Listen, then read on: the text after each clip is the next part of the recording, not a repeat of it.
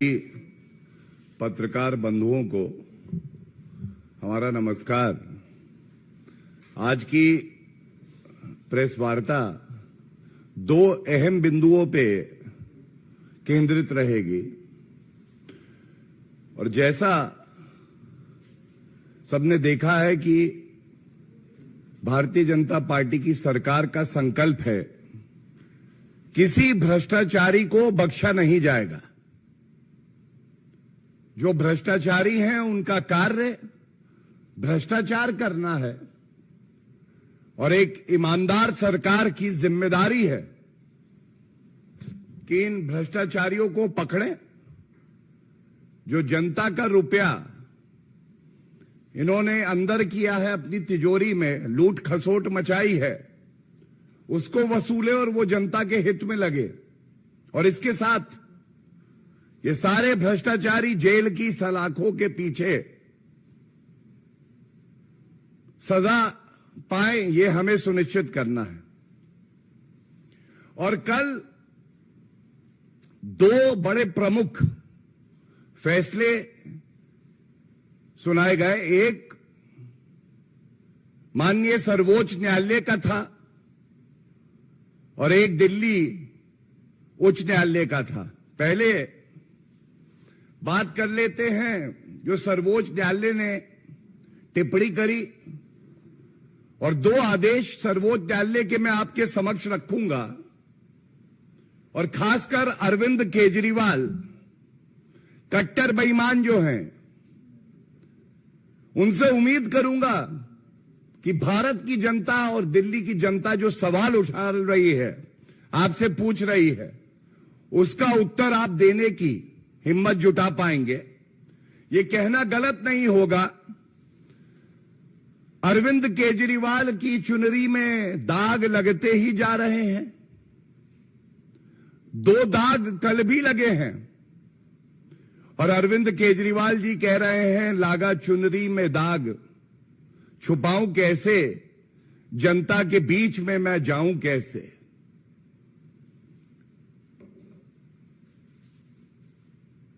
कल सर्वोच्च न्यायालय ने बड़ी सख्त टिप्पणी करी है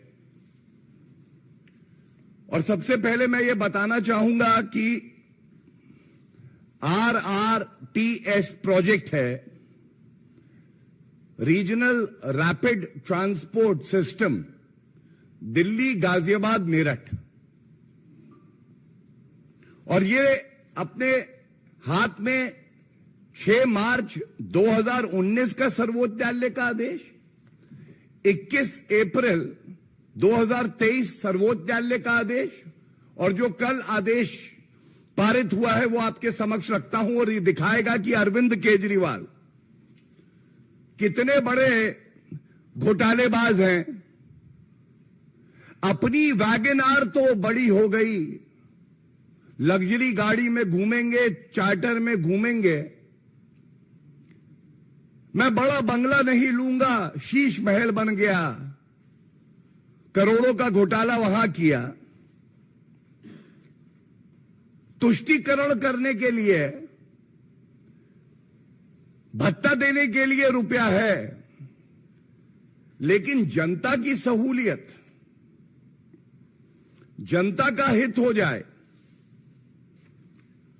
वो इनको अच्छा नहीं लगता है। अरविंद केजरीवाल करेंगे भ्रष्टाचार, जनता रहेगी लाचार।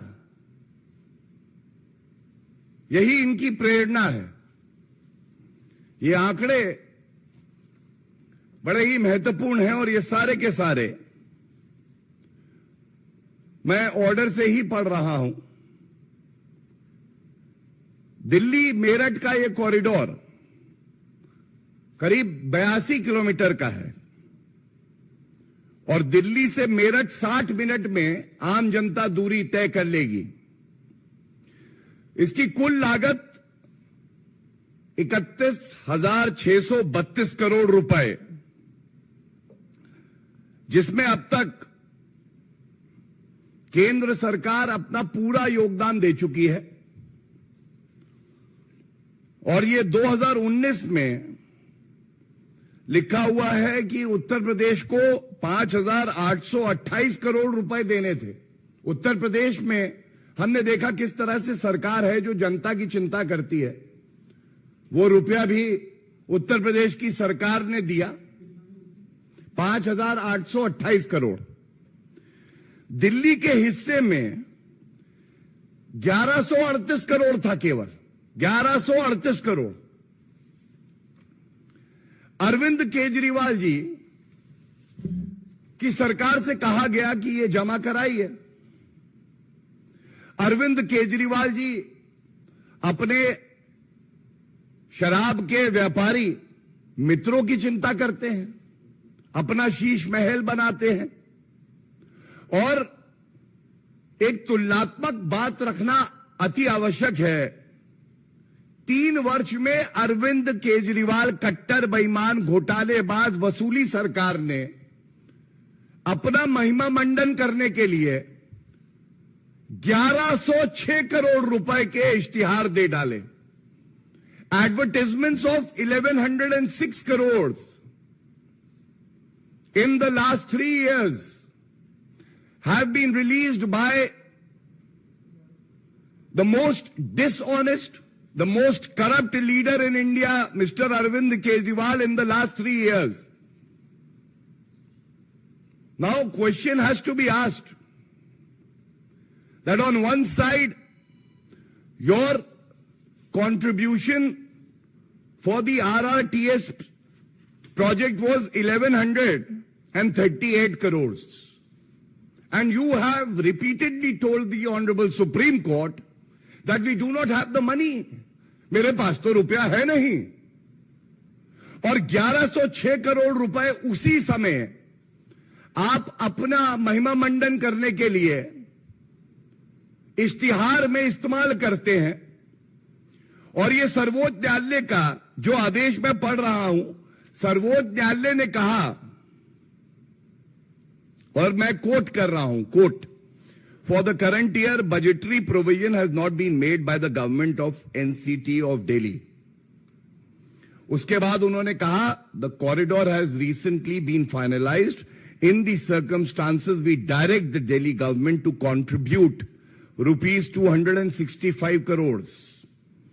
We direct the government of NCT of Delhi to make appropriate budgetary allocation from next year with effect from 1/4/2019.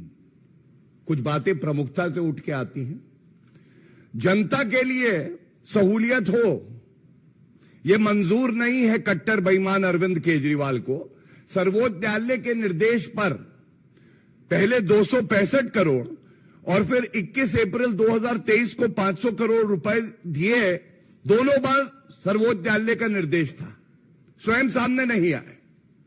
और सबसे बड़ी बात है, सर्वोच्च न्यायालय ने कहा बजटरी एलोकेशन कर दीजिएगा।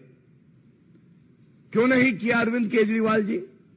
अच्छा, वो जो आपके शराब घोटाले वाले मित्र थे, जो आपसे पूछ के शराब नीति बना रहे थे, उनके साथ आप व्यस्त थे।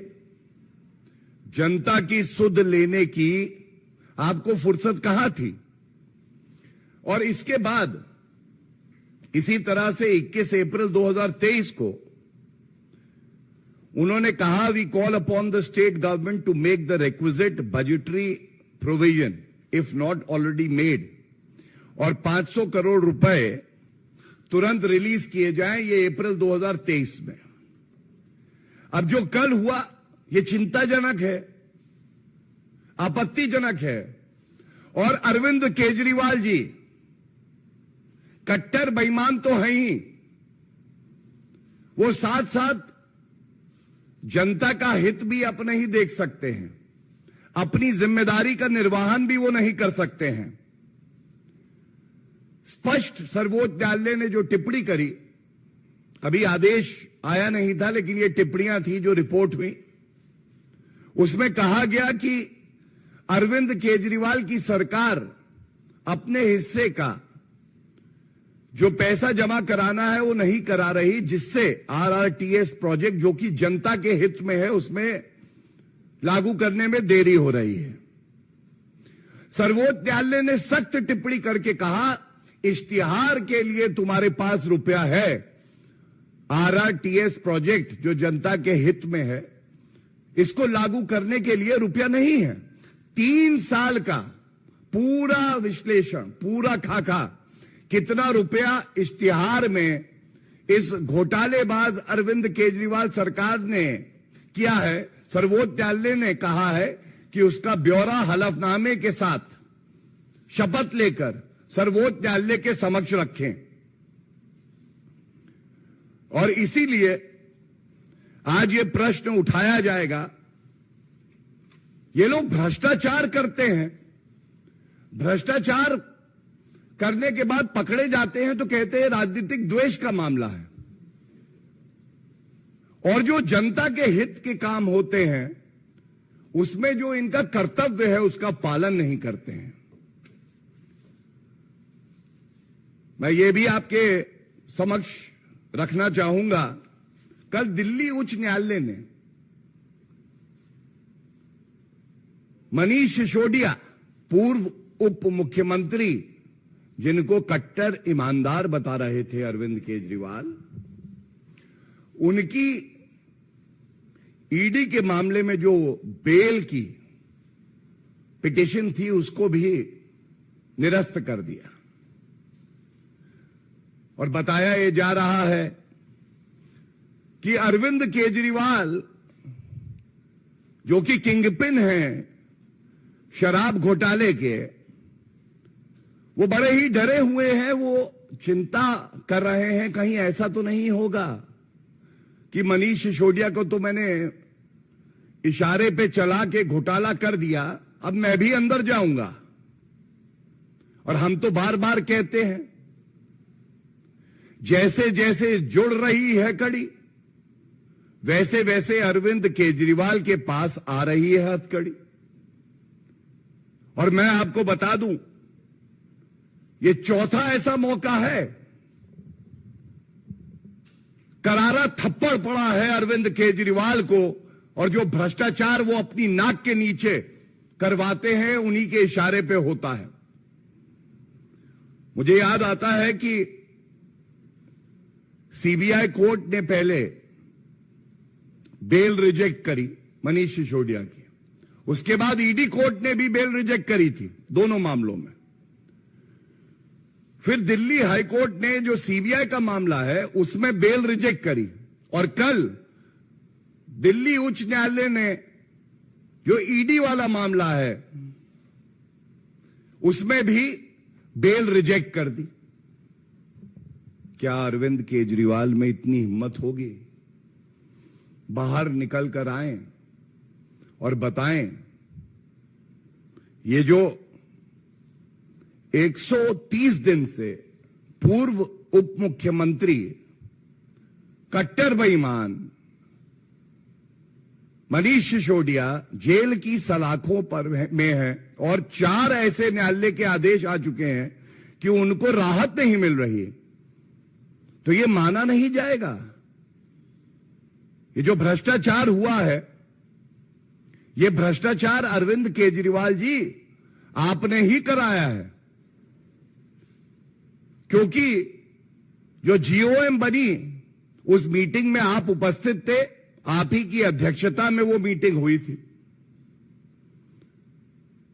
और शराब का व्यापार करने वाले अपने मित्रों को कई हजार करोड़ रुपए का फायदा कराना, लेकिन जनता के हित में अगर आरआरटीएस प्रोजेक्ट आता है और आपको 1100 कुछ करोड़ रुपए का उसमें कंट्रीब्यूशन करना है तो आपके पास रुपया नहीं है। और न्यायालय ने यह कहा है, मेरे पास वो पैराग्राफ्स भी हैं, लेकिन उसका जो सारांश है, जो उसका निचोड़ है, मैं आपके समक्ष रख दूं। कहा गया है कि किकबैक्स लिए गए, मैं तुम्हें ठेका दूंगा, तुम मुझे गुलाबी गड्डियां देना। यह लिखा है पैरा 61 में। साथ में लिखा है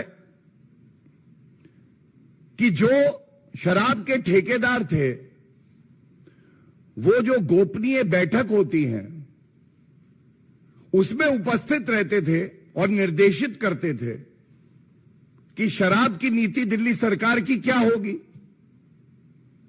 जिसको मुनाफा होना है, जिसको ठेका चलाना है, वो खुद ही नीति बना रहा है। ये तो सरकार का काम है। ये भी बिल्कुल स्पष्ट लिखा है कल के आदेश में। सबसे अहम बात यह है, जो ईमानदार अफसर हैं, जिन्होंने आपत्ति दर्ज करी, जिन्होंने सुझाव दिए एक्साइज डिपार्टमेंट के, और ये नोटिंग जब गई कैबिनेट के समक्ष तो वो फाइलें लौट के ही नहीं आई हैं। मतलब जो दस्तावेज हैं जो ये साबित करते हैं कि अरविंद केजरीवाल और पूर्व उप मुख्यमंत्री मनीष सिसोदिया और तमाम और मंत्री कट्टर बेईमान है और इन्होंने शराब घोटाला किया, वो साक्ष्य, वो प्रमाण, वो फाइलें गायब कर दी जाती हैं। I can coat this observation by the Honorable Delhi High Court. The High Court has said,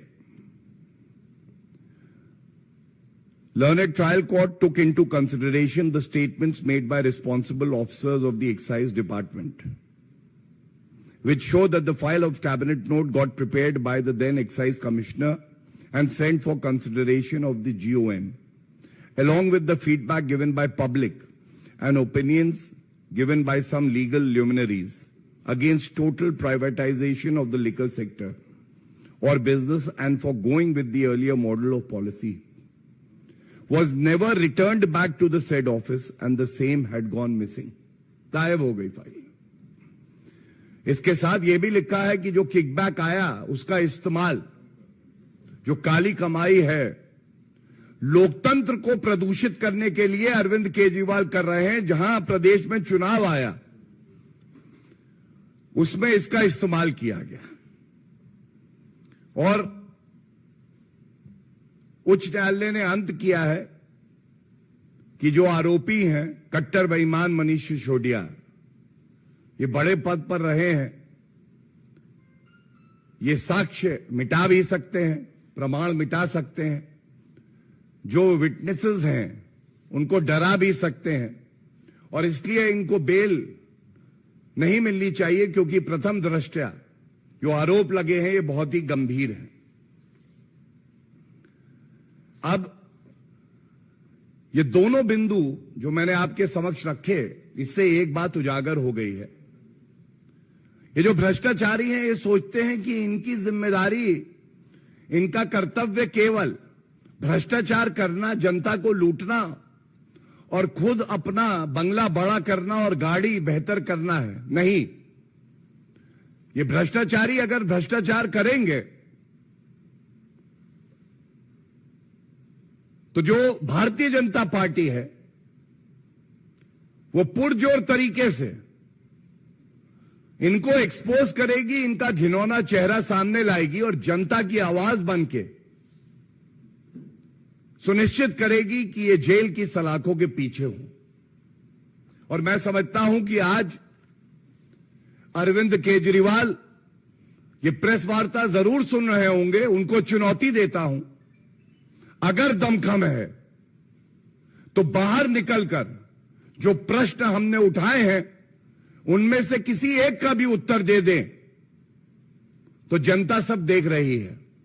बार बार जो बात भारतीय जनता पार्टी ने इस मंच से उठाई, हमारी जो प्रदेश की इकाई है उसने उठाई, उस पे न्यायालय की मुहर लगी है और यह बिल्कुल स्पष्ट हो गया है कि अरविंद केजरीवाल और उनकी पूरी जो मंत्री परिषद है, जो नेता हैं, वो भ्रष्टाचार में लिप्त हैं। धन्यवाद। If there are any questions, I'll take those. इस पे पहले ले लीजिएगा। कल एक और मामला संज्ञान में आया।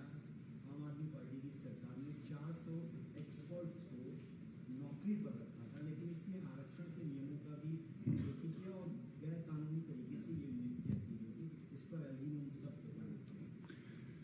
देखिए, आपने एक शब्द का इस्तेमाल किया, गैर कानूनी। आज अरविंद केजरीवाल गैर कानूनी कार्य का पर्याय बन गए हैं। उनके पास इतना समय नहीं है कि वो संविधान पढ़े, कानून पढ़े। अरविंद केजरीवाल केवल जो शराब के ठेकेदार हैं उनके साथ, कुछ बड़े बड़े इंटीरियर कंसल्टेंट हैं जिनको करोड़ों रुपया देते हैं, जो वियतनाम से मार्बल आना है उनके साथ, बड़ी बड़ी गाड़ियों के जो डीलर हैं उनके साथ बैठना उन्हें अच्छा लगता है, उनकी रुचि वही है। जनता से संवाद करना, जनता का हित देखना अब अरविंद केजरीवाल की प्राथमिकता नहीं रही है। और जो भी फैसला लिया गया है, मैं इतना ही कहूंगा, वो न्याय संगत है। क्योंकि आप स्पेशलिस्ट रखिए, कंसल्टेंट रखिए, लेकिन ये जनता के हित में होना चाहिए, एक कानून व्यवस्था के तहत होना चाहिए। लेकिन अरविंद केजरीवाल जी कानून को मानते नहीं हैं, कानून को तोड़ने की आदत उन्हें पड़ गई है और जनता उनका गुरूर जरूर तोड़ेगी।